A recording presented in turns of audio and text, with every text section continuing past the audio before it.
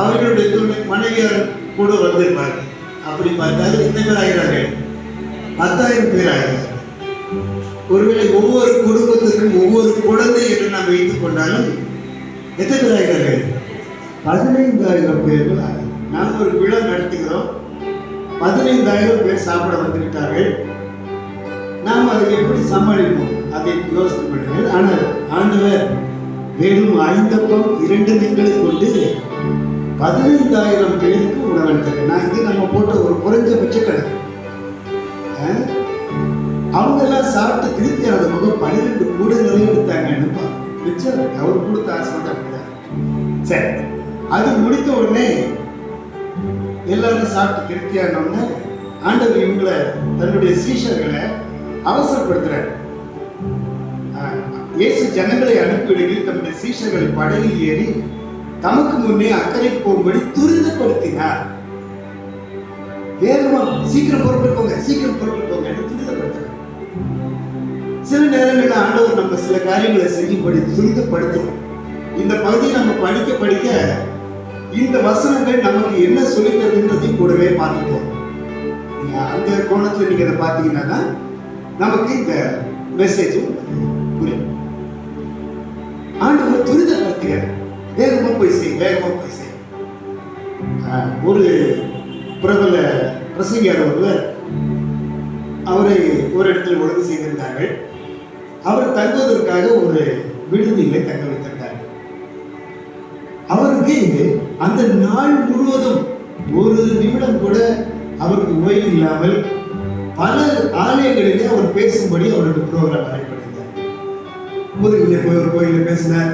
பேசி முடித்த உடனே அடுத்த கோயில் போய் பேசினார்.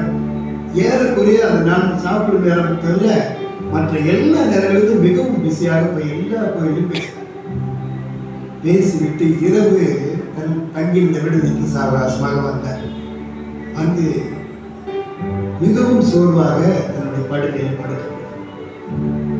அப்பொழுது ஆண்டவர் அவர்களை பேசி அவரை துரிதப்படுத்தினார். மகன், நீ உடனே எழுந்து 2 அறைகள் தள்ளி இருக்கும் அறைக்கு நீ உடனே போ.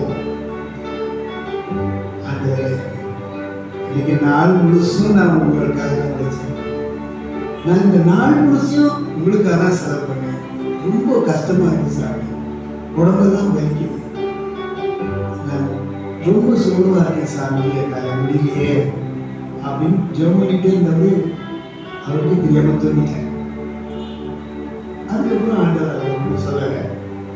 காலையில் எந்திரிச்சு பார்க்கறது 2 ரூம் தள்ளி இருந்த ஒரு ரூம்ல ஒரு இளைஞன் தற்கொலை செய்து கொண்டார். ஒரு பரபரப்பாக அதை எடுத்து இவருடைய மனம் மிகவும் உடைந்தது.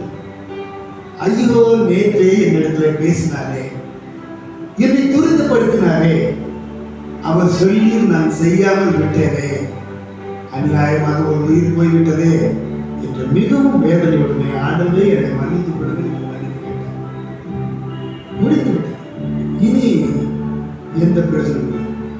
சில காரியங்களை ஆண்டவர் நம்மிடம் சொல்லி நம்மை துரிதப்படுத்தணும். அப்பொழுது நாம் அதை செய்துவிட வேண்டும். அந்த காரியத்தை நாம் இந்த பகுதியிலிருந்து நாம் கற்றுக்கொள்ளணும். அவர் துரிதப்படுத்தும்போது நாம் அவர் சொல்லுவதை செய்துவிட வேண்டும். அதை நாம் கற்றுக்கொள்ளணும். சரி, அவர் ஜனங்களை அனுப்பிவிட்ட பின்பு தனித்து ஜெபம் பண்ண ஒரு மலை மேல் ஏறி சாயங்காலம் வரும்போது தனிமையாயிருந்தார். வந்த ஜனங்கள் எல்லாம் அனுப்பி விட்டுட்டாரு. கூட இருந்த சீடர்கள் எல்லாத்தையும் அக்கறைக்கு போங்கன்னு படகைக்கு அனுப்பி விட்டாரு. இவர் தனியா ஜெபம் பண்ணார். இந்த இடத்திலிருந்து நாம் கற்றுக்கொள்ள வேண்டியது, ஒவ்வொரு காரியத்தையும் செய்யும் போது நாம் அதை ஜெபத்தோடு பேச. அந்த தகவலை இந்த வசனம் நமக்கு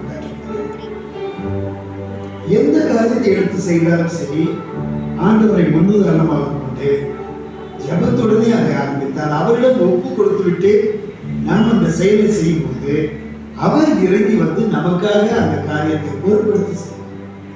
நாம் செய்வதை விட அது பல மடங்கு அதிகமாக ஆசீர்வாதமானதாக. ஆண்டவர் செய்கிற ஒவ்வொரு காரியத்தையும் பார்த்தீர்கள் என்றால், ஒரு அதிசயம் செய்வதற்கு முன்பதாக ஆண்டவர் தனித்து போய் ஜெபம் செய்வதை நாம் படிக்க முடியும். அங்கங்கே நாம் படிக்க முடியும். இதுவரை அதை நாம் கவனித்திருக்க மாட்டோம். ஆனால் பார்த்தால் ஒவ்வொரு அற்புதம் நிகழும் போதும், ஒவ்வொரு அதிசயம் நடக்கும் போதும் ஆண்டவர் அதை செய்திருப்பார். ஜெபம் செய்வார். இப்போ சாயங்காலம் போன போது அவர் தனிமையா இருந்தான்னு சொல்றாங்க. அப்படின்னா அவருக்கு என்ன சாப்பாடு கொடுத்துருக்கணும்? மத்தியானம் தான் சாப்பாடு கொடுத்துருக்கணும். அவருக்கு நல்ல பசியான நேரம். இத்தனை நாள் ஆண்டவருடைய வார்த்தையை கேட்டுக்கிட்டே இருந்துட்டாங்க. அவங்களுக்கு சாப்பாடு கொடுங்கன்னு சொல்லி இவர் சொன்னதுனால நீங்களே கொடுங்க அப்படின்னு ஆண்டவர் அவர்கிட்ட சொல்லி அவங்க சாப்பாடு கொடுக்க வச்சாரு. மத்தியானம் சாப்பிட்டுட்டு அவங்க அமைதியான போது சாயங்காலம் ஆன போது இவர் தங்கிட்டாங்க. சரி, இந்த சீடர்கள்லாம் போனாங்கல்ல போட்டியா, அவங்க என்னன்னாங்கன்னு அடுத்தது பார்ப்போம். அதற்குள்ளாக படகு நடுக்கடலிலே சேர்ந்து எதிர்காற்றாய் இருந்தபடியால் அலைகளினால் அலைகி போட்டது. இப்போ இந்த படகை நம்முடைய வாழ்க்கையை உருவப்படுத்தி அதுல இருக்கும் சீடர்கள் தான் நாம். இயேசு நம்மை துரிதப்படுத்தி ஒரு செயலை செய்ய அனுப்பியிருக்கிறார். நாம் சென்று கொண்டிருக்கிறோம். நடுக்கடலிலே இயேசு கரையிலே இருக்கிறார். துரிதப்படுத்தி நம்மை அனுப்பிவிட்டார். இப்பொழுது நம்முடைய வாழ்க்கையை அழைக்கப்படுகிறது. காற்று எதிர்த்து, இது புயல் அல்ல. ஒரு படகு செல்லும் போது அதற்கு எதிர்த்து காற்று அடிக்கும் போது அவர்களால் அந்த படகை தொடர்ந்து ஓட்ட முடியாது. இதே மார்க் நற்செய்திகளில் இது இன்னும் தெளிவாக அவர்கள் கண்டு வலிப்பதற்கு மிகவும் சிரமப்பட்டாங்க. போட்டை ஓட்ட தட்டுன்னு ஓட்டுவாங்க, ரோயிங் பண்ணி ஓட்டுவாங்க. காற்று எதிர்த்து வேகமாக எதிர்க்கு. இவங்க இழுத்து பண்ணும்போது அவங்களுக்கு கையெல்லாம் அடிக்கும். யோசிச்சுப்பாங்க, என்ன சொல்லியிருப்பாங்க? அட கடந்து இப்படி காற்று எதிர்காற்றுல போய் கஷ்டப்பட்டு இழுக்கிறதுக்காக அவ்வளோ வேகமா நம்மளை அனுப்பிச்சு விட்டாரு, நம்மளை இப்படி பண்ணி விட்டாரு, நம்மளா மாட்டி விட்டாருன்னு அவங்க நினைச்சிருப்பாங்க. நிச்சயம் நாம கூட சில நேரங்களில் ஆண்டவர் எப்படி சொல்லி எல்லாமே இன்னும் என்ன சொல்லுவோம்னா, நான் படுற கஷ்டத்தை பார்க்கறதுக்கு இந்த ஆண்டவருக்கு நான் அழுகுறேன்னு இதை கேட்கறதுக்கு ஆண்டவருக்கு காது இருக்கா? அருமையானவர்களே, உங்களுடைய அழகான கண்களையும் உங்களுடைய அழகான காதுகளையும் உங்களுக்கு கொடுத்தவரே அவர்.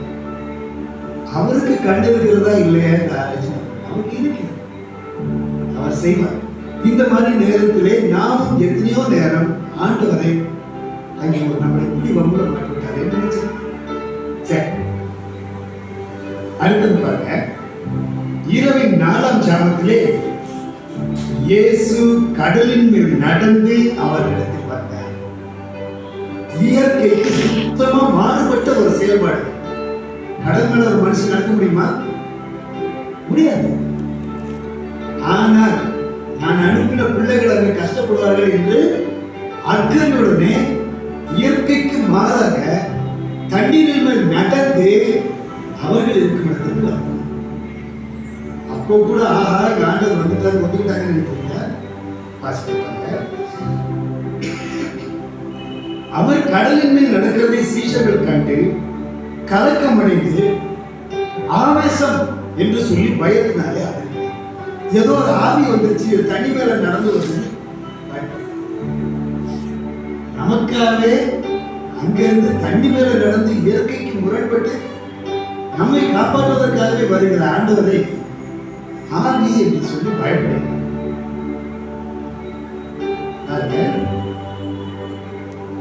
பயத்தினாலே இப்போ சொல்ற வார்த்தை தான் நம்மளுக்கு ஆண்டவர் இன்னைக்கு சொல்றவர். இந்த நாளுடைய செய்தியே இதுதான். உடனே இயேசு அவங்களோட பேசி, திடன் கொள்ளுங்கள், நான் தான், பயப்படாது. இது ஆவியோ ஆவேசமோ இல்லப்பா, திடன் கொள், நான் தான், பயப்படாது. இன்னும் பாருங்க, அப்பயும் இவங்களுக்கு அந்த சந்தேகம் போல ஏசன் தானான்றது சந்தேகம் போல. பேதுரு என்ன சொல்றாரு? பேதுரு அவரை நோக்கி, ஆண்டவரே நீரே ஆனால் நான் ஜலத்தின் மேல் நடந்து உம்மிடத்தில் வர கட்டளையிடும். நமக்கு எல்லாம் தெரியும், ஏசாமி பரிசுத்த ஆவியானவரால கண்ணீர் வயிற்றுல உப்பு பிறந்தார். அவர் ஒரு தெய்வ பிறகு. அவர் தண்ணி மேல் நடக்கிறது ஒன்றும் பெரிய விஷயம். ஆனா நம்ம என்ன கேட்கிறாரு?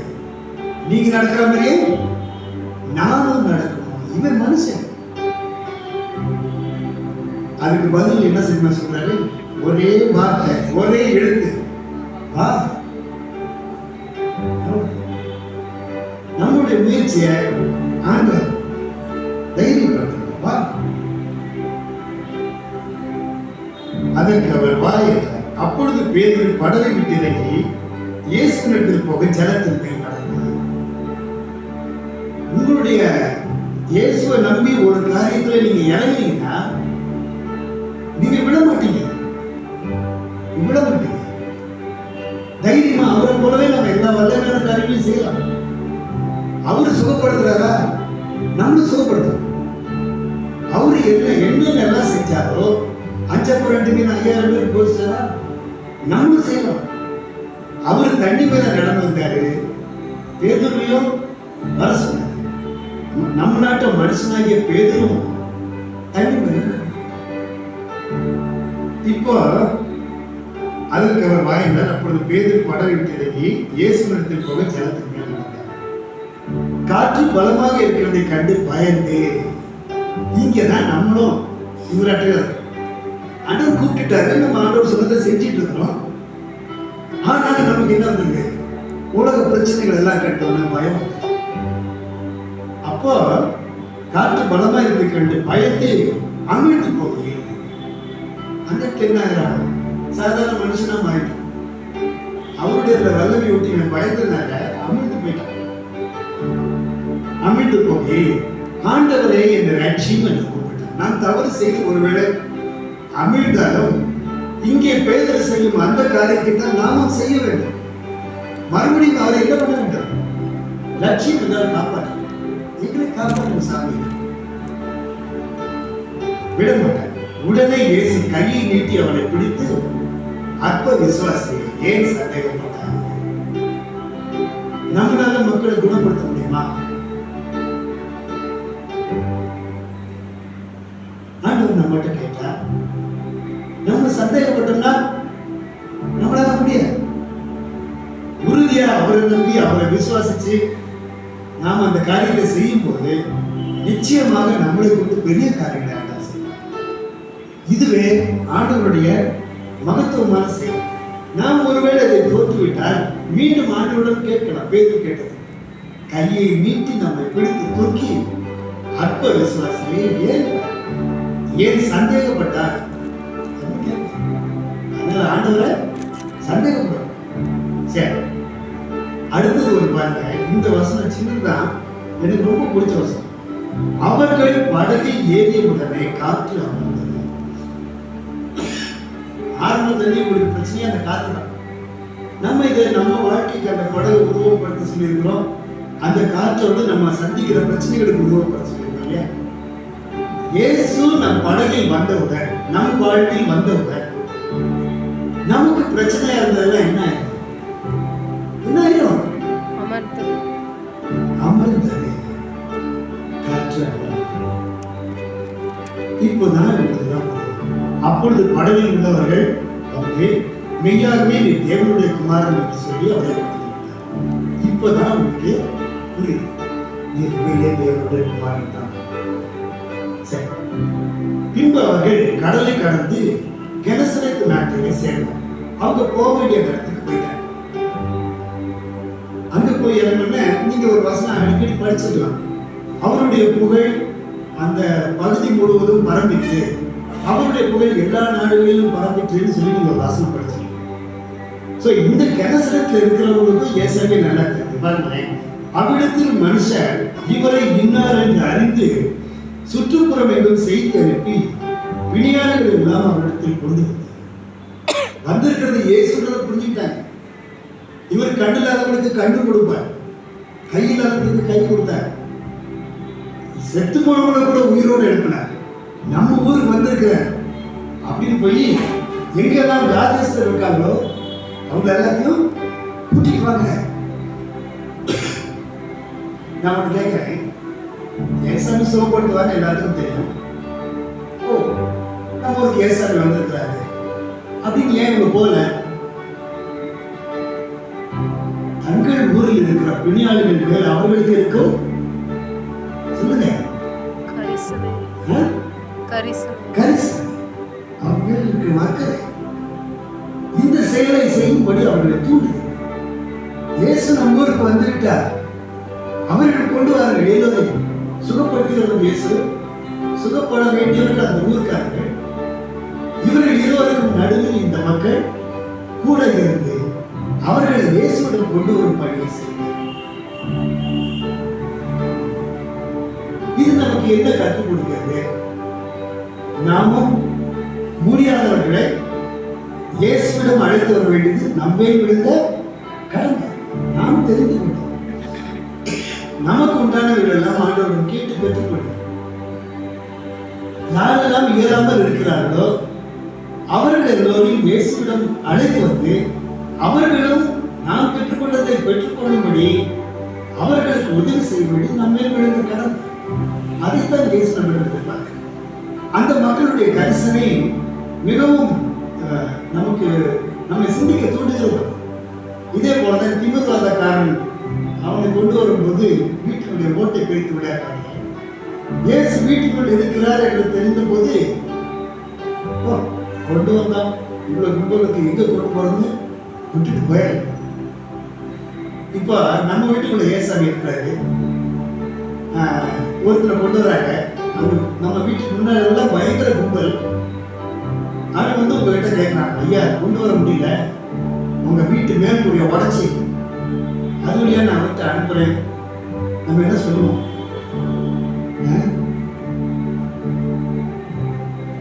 நிச்சயமா முடியாதுன்னு சொல்லுவோம். ஆனா அந்த வீட்டுக்காரர் என்ன சொன்னா, என் வீட்டு மேற்கூடிய கழட்டி அவர்கிட்ட அனுப்பு. இதெல்லாம் அந்த கரிசனை. இயேசு வந்த இடத்துல இதெல்லாம் இருக்கும், பிரிச்சு உள்ள இறக்குறாங்க. இன்னொன்னு 4 பேர் சேர்த்து இறக்குறாங்கன்னு இருக்கு. ஒருத்தி கொஞ்சம் வேகம் முன்னால போயிட்டா நாங்கள் விழுந்துருக்கிறேன், உட்கார்ந்து அதில் படுத்துக்க வேண்டாம், விழுந்து கீழே ஒரே மாதிரி எண்ணத்தோடு 4 பேர் ஒரே சீராக நம்ம திருச்சபையாக இருக்கிறோம். நமக்குள்ள அந்த கோஆபரேஷன், அந்த கோஆர்டினேஷன் வேண்டும். அவர் அதை செய்கிறார். அடுத்து நாம் இதை செய்ய வேண்டும், அப்பொழுதுதான் இந்த காரியம் நிறைவேறும். நமக்குள்ள அந்த கோஆர்டினேஷன் எந்த காரியத்தை எடுத்து செய்தாலும் சரி. இப்பொழுது இன்னொரு காரியம் நடக்குது. இதே நான் முன்பே சொன்னது போல மார்க்கு சுவிசேஷத்திலே எங்கெல்லாம் இயேசு இருக்கிறார் என்று கேள்விப்பட்டார்களோ அங்கெல்லாம் இந்த பிணியாளர்களை தூக்கி தூக்கி கொண்டு ஓடுகிறார். அவருக்கு அது மிகவும் சிரமமாக இருக்கு. இயேசுவிடம் வந்து ஒன்று கேட்கிறார், ஐயா சண்டை நடக்கும் வாரம் ஒருத்தவரை, இப்ப சண்டை இல்லை, அந்த இடத்துல நாங்கள் வச்சிடறோம், எல்லா பிணியாளையும் கொண்டு நாங்கள் வச்சிடறோம். நீங்க வந்து அந்த வழியா வந்தீங்கன்னா உங்க வஸ்திரத்தோட ஓரத்தை தொட்டாலே எங்க மக்கள் சுத்தமாயிட்டு, அதுக்கு மட்டும் நீங்க ஒத்துக்கணும்னு சொன்னாங்க. சரி வரேன்னு அந்த இடத்துக்கு போறாரு. அந்த இடத்துக்கு போறாரு. அவருடைய வஸ்திரத்தின் ஓரத்தையாயும் அவர்கள் தொடும்படி உத்தரவாக வேண்டும் என்று அவரை கேட்டுவிட்டார்கள். தொட்ட யாரும் சுஸ்தம். இந்த பகுதி நம்மை நிறைய சிந்திக்க தூண்டுது. நாம் கற்றுக்கொள்ள வேண்டிய காரியங்கள் நிறைய இந்த பகுதியிலே இருக்கு. 22 முதல் 36 வரை உள்ள வசனங்கள் நமக்கு ஆவிக்குரிய வாழ்க்கையில் நிறைய காரியங்களை நமக்கு கற்றுக் கொடுக்கிறது.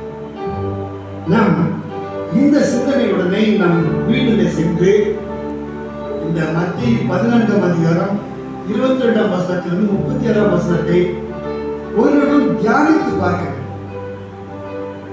இது நாம் நடக்கிறோமா, நாம் இதுபோல் நடக்கிறோமா, நடக்க வேண்டும் என்றால் நாம் என்னென்னலாம் செய்ய வேண்டும்.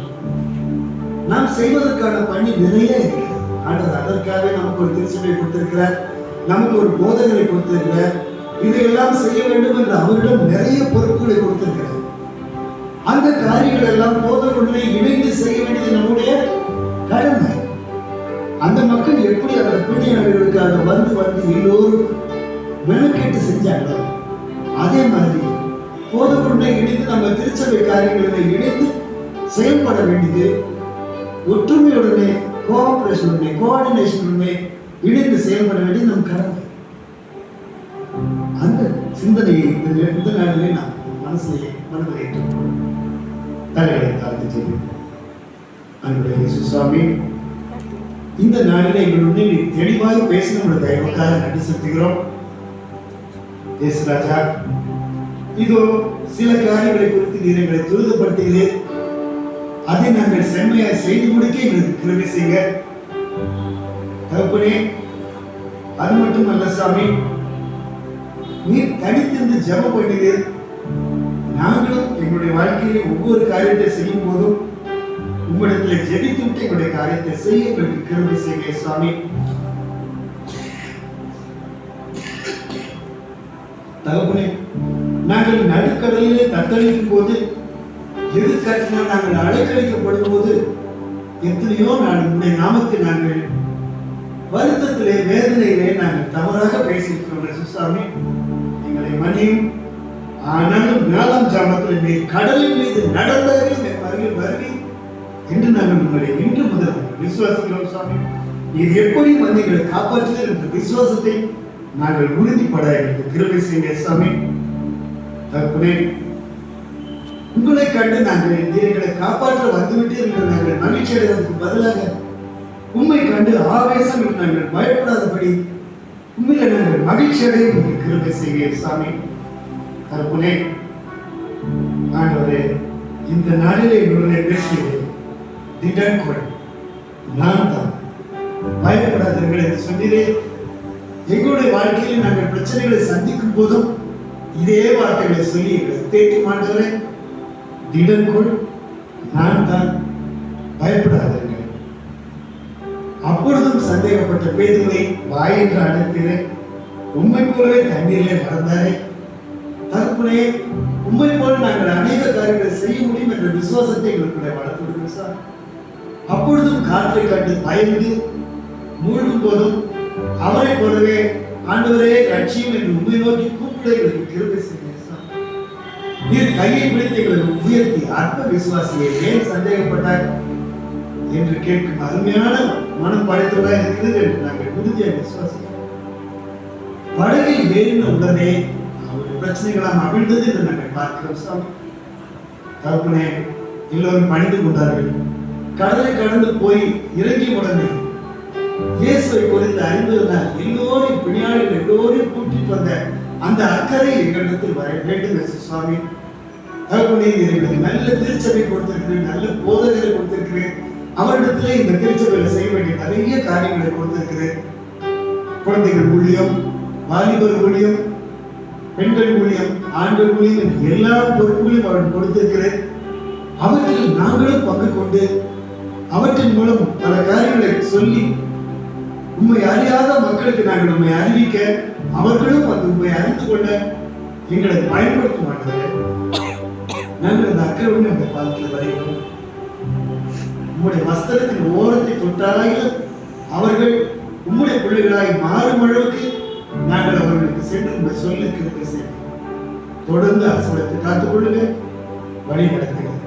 யாவற்றையும் எங்கள் அன்பரற்றி தேசம் ஒன்றிருக்கிறோம். எங்கள் ஜீவனம் நல்ல பிதாவே.